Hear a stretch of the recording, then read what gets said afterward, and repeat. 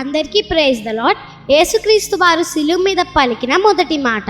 మీరు ఇక్కడ లూకా 23:34 చూసుకుంటే, తండ్రి వారిని క్షమించండి, వారు ఏం చేస్తున్నారో వాళ్ళకే తెలియదు. ఒకరోజు ఇద్దరు దొంగల మధ్యలో యేసుక్రీస్తు వారిని సిలువ వేశారు. అప్పుడు యేసుక్రీస్తు వారు ప్రేయర్ చేస్తున్నారు. ఎలా అంటే, తండ్రి నన్ను సిలువేసులోని క్షమించండి, నా పక్కన ఉన్న ఇద్దరు దొంగల్ని కూడా క్షమించండి అని అంటారు. ఈరోజు నేను ఒక చిన్న కథ ఈ విషయం గురించి చెప్పబోతున్నాను. అదే ఒక గొప్ప ధనవంతుడు. అనగనగా ఒక గొప్ప ధనవంతుడు ఉన్నారు. తనకి ఇద్దరు కుమారులు ఉన్నారు. ఒకరోజు చిన్న కుమారుడు వచ్చి అంటాడు, నానా నా ఆస్తి నాకు ఇచ్చేస్తాయి అని అంటాడు. లేదు, నీ ఆస్తి నీకు ఇచ్చేస్తే నువ్వు పాడు చేసేస్తావు, నేను ఇవ్వను అంటే, లేదు నాకు నా ఆస్తి కావాలి అని అంటారు. సరే నీ ఆస్తి నీకు ఇచ్చేస్తాను అనేసి తన ఆస్తి తనకి ఇచ్చేస్తాడు. అప్పుడు తన స్నేహితులతో దూరంగా వెళ్ళిపోయి డబ్బులన్నీ ఖర్చు పెట్టేస్తాడు. అప్పుడు స్నేహితులు అందరూ వెళ్ళిపోతారు. అప్పుడు తనకి బుద్ధి వచ్చింది. ఎలా అంటే, నాకు డబ్బు ఉన్నప్పుడేమో స్నేహితులు ఉన్నారు, ఇప్పుడు నాకు డబ్బు లేనప్పుడు స్నేహితులు లేరు అని అనుకుంటాడు. సరేలే, ఎవరి దగ్గరైనా పని అడుగుదాము, కనీసం డబ్బు అయినా వస్తుంది కదా అనేసి పని అడగటం స్టార్ట్ చేశారు. అందరూ వద్దు, నువ్వు బాగా చేయట్లేదు అనేసి పంపించేస్తారు.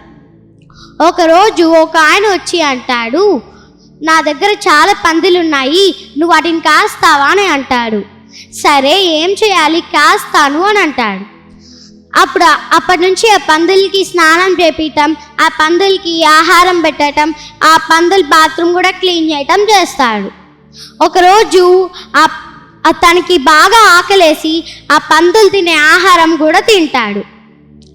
అప్పుడు అనుకుంటాడు, అయినా నాన్న దగ్గర చాలామంది పనోళ్ళు ఉన్నారు కదా, వాళ్ళ దగ్గరైనా కొంచెం పని అడుగుదాము అనేసి నాన్న దగ్గరికి తిరిగి వస్తున్నాడు.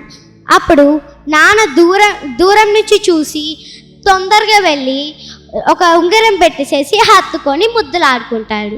అప్పుడు పనోళ్ళందరినీ పిలిచి, చూడండి నా చిన్న కుమారుడు తప్పిపోయి మళ్ళీ తిరిగి వచ్చాడు, మీరు ఒక ఫ్యాట్ బేబీ కౌని తీసుకొచ్చి ఒక విందు చేయండి అని అంటారు.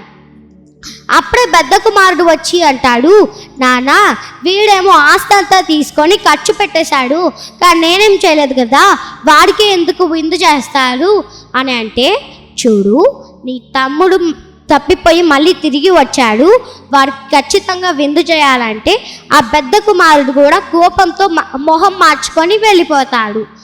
అప్పుడు పనోళ్ళందరూ ఒక ఫ్యాట్ బేబీ కౌని తీసుకొచ్చి ఒక విందు చేస్తారు. ఇందులో మనం ఏం నేర్చుకున్నామంటే, దేవుడు మనల్ని బాగా ప్రేమిస్తాడు. ఒకవేళ మనం ఆ ప్రేమ నుంచి తప్పిపోయినా కూడా మళ్ళీ వచ్చేయాలి. అందరికీ వందనాలు.